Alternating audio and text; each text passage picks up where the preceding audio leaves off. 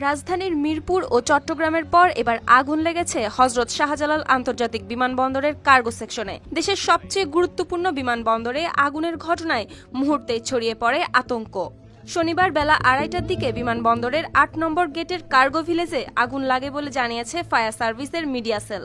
আগুন নিয়ন্ত্রণে কাজ করছে ফায়ার সার্ভিসের ২০টি ইউনিট, এমনকি আরও ১২টি ইউনিট যাচ্ছে ঘটনাস্থলে। সঙ্গে যোগ দিয়েছে সশস্ত্র বাহিনীর ফায়ার ইউনিট। সব ধরনের ফ্লাইট স্থগিত করা হয়েছে।